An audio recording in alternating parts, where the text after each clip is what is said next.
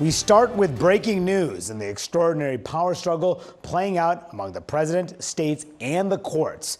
Illinois just sued the Trump administration to prevent the deployment of Texas National Guard troops to the city of Chicago, a move Democratic Governor J.B. Pritzker labeled a, quote, Trump invasion. And the city's Democratic mayor, Brandon Johnson, just signed an executive order establishing, quote, ice-free zones on city property after a week of ramped-up immigration enforcement and tense anti-ICE protests. We need ICE out of our city so that we can continue to focus on the strategies that have been working to drive violent crime down. ICE lies and people die. We cannot allow this to continue. We must take action more drastic than what we have taken before, because what we are seeing is a more radical attempt to undermine our democracy.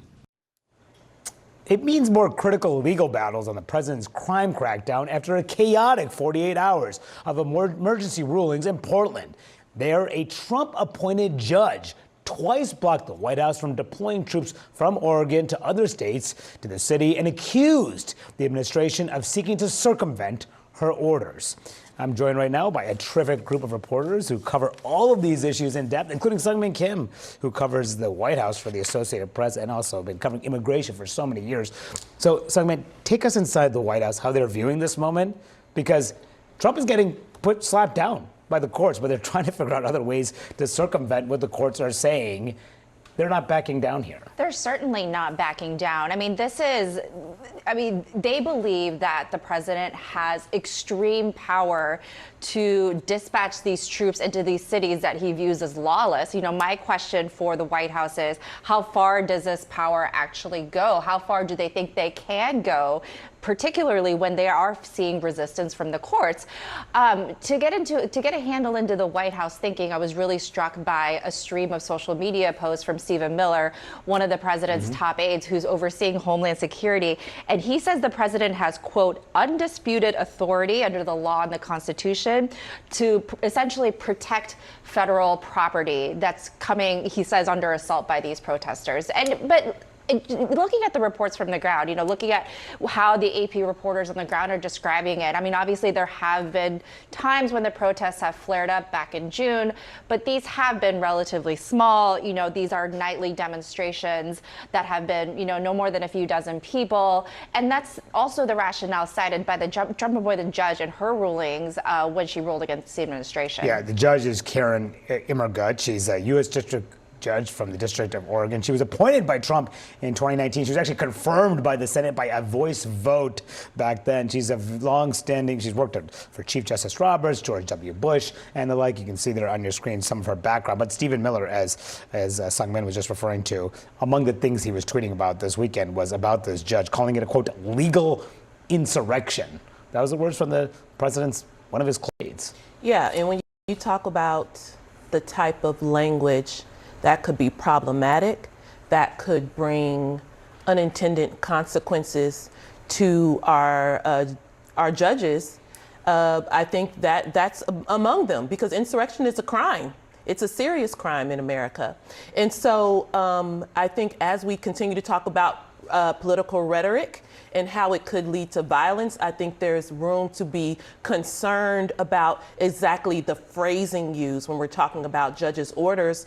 But also, even that phrasing is a distraction when you actually look at what the judge said to Sungmin's point, which is that she believes the Trump administration is using false pretexts to justify sending the National Guard into cities.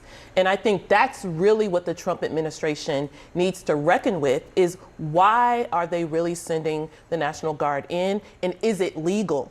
Yeah, and those are all key questions. Also, the key question is, how do Democrats respond? We saw this lawsuit that has now just been filed by Illinois. Of course, Democrats run Illinois. J.B. Pritzker, the Democratic governor there, has been out front on this. Gavin Newsom, too, pushing back after they got involved over the weekend as Trump tried to send the National Guard there into Oregon as well. Trump got pushed the administration got rejected by the courts at the moment on that. Gavin Newsom tweeted, "This is a breathtaking abuse of the law and power by the President of the United States. America is on the brink of martial law. Do not be silent." That's what he said on Sunday night. What do you make of the Democrats' handling of this issue? Because, of course, crime, immigration have been issues that have tripped them up year, cycle after cycle. But this moment, it's a little bit different. They seem to be racing to challenge Trump, and that seems to be the bigger imperative, to sort of show strength in confronting Trump as opposed to addressing some of these issues that at the margins they talk about. There's, I believe the mayor in Memphis has talked about sort of a little bit more of a law and order approach. Of course, he's also out there sort of questioning whether or not the authorities are there for the National Guard deployment there. So it seems like every time we have this conversation, you toss to Gavin Newsom. We have a Gavin Newsom soundbite or tweet and a J.B. Pritzker soundbite or tweet, which tells me they want to talk about it. And I think that tells us something going forward in this entire confrontation between Trump and the courts, Trump and the Democrats, Trump and Congress, which I think we'll get to in another block. But there are certain Democrats that have figured out how to harness this energy, and they seem to be relishing the conflict, if not the overall contours of the fight.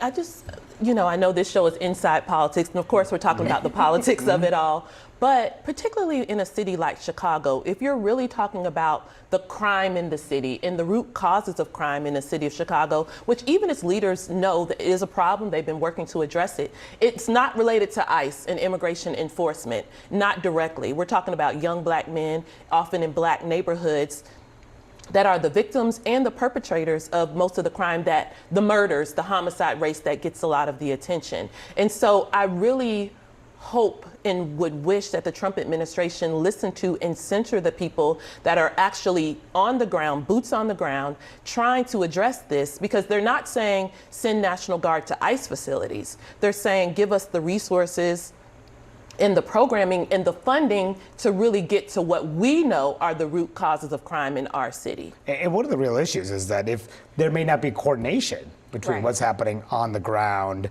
with these, especially with Brandon Johnson, the Democratic mayor, essentially saying that not to cooperate with these federal law enforcement, that has significant ramifications about when these troops are on the ground, how they're going to respond to what they're seeing. How they're going to respond, what kind of information they're getting from federal officials. We know the Oregon governor has been on the phone with the White House. But yes, there's this just really tense clash, particularly between blue cities and blue states and this administration. And I want to go back to what you were talking about with Hans and talking about the president's relative strength when it comes to crime and immigration and the Democrats' relative weaknesses on those issues. That is true. Before you continue, I just want to show viewers the poll on that issue. 48-47 Trump approval, disapproval on the issue of crime. Better than most issues right now. But then the question about sending the National Guard to big cities, that's a different question, because a lot of voters, a majority of voters, according to this poll, believe he's gone too far. 53% say he's gone too far. Right. That was the point I was going to make. If you look at the actual tactics and what nonpartisan polling says, Americans do oppose these tactics. Now, does public sentiment deter the administration? I'm not quite sure, because as we've discussed, this has been a long time coming, particularly from those who are among his closest aides now. Yeah. Neither of those polls are blowouts either. Those are both very close. And when the White House sees close polls like that, they think it's an issue they can win, especially when they revert to what they always do, which is Trump's gut. Right. And the president is convinced that this is an issue that favors him. And I suspect, therefore, we'll keep seeing it in the news and him being aggressive on it. But what struck me about those polls is just how close they are. Yeah. The gone too far, though, number was 52%. And that number is just increasing as the skirmishes between the blue cities and states and the White House continues. Yeah. It's not like he's gaining support as he continues to push to send the National Guard into cities where they do not want him to do so. And I suspect as we get closer to the midterms, the more of those skirmishes that we shall see, and we'll see how the voters respond and those polls respond as well.